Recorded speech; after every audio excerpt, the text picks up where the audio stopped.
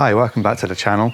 You may have seen recently I did a quick overview of this £9.99 tent I bought from Lidl, and I had a few comments saying, is it actually waterproof? So I figured today I'd pitch it in the garden because we're expecting rain from about 3 o'clock till midnight, really heavy rain as well.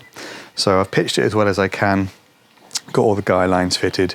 It's completely bone dry inside and out, so we'll just give it an absolute torture test today.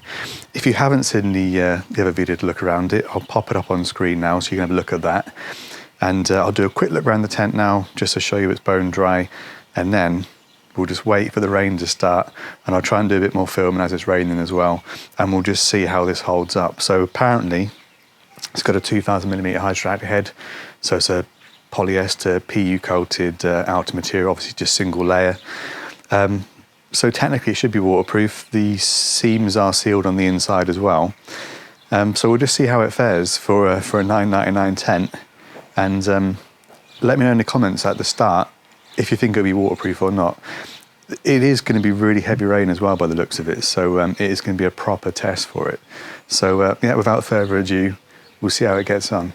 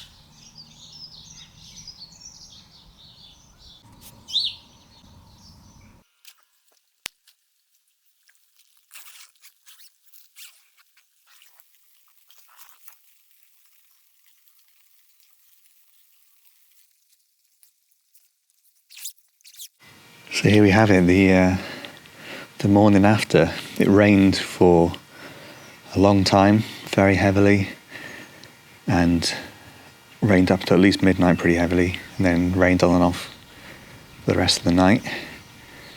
So you can see the water's beaded up really well on the edge of the tent.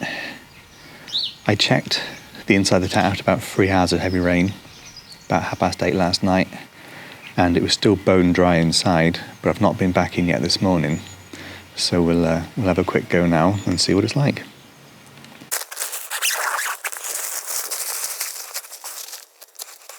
So there was very little wind last night, so actually the rain was kept off of the door completely, so the door is nice and dry and easy to open, which is important when you've got a single skin tent.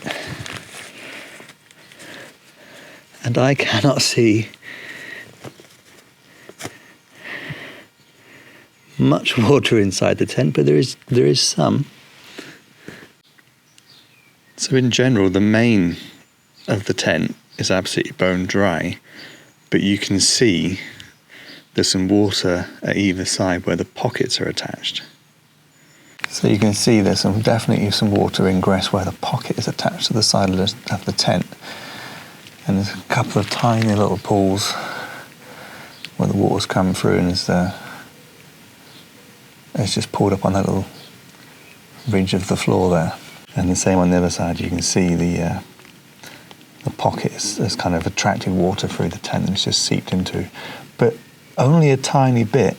There is a tiny bit of water ingress on one of the bottom corner seals as well, but only an absolute tiny, like a tiny little damp bit.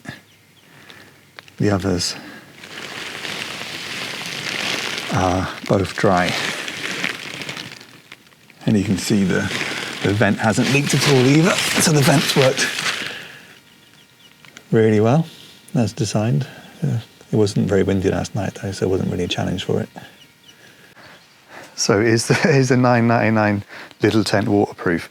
Well, technically it's not waterproof because there's been some water ingress through the 2 pockets and one of the corner seals.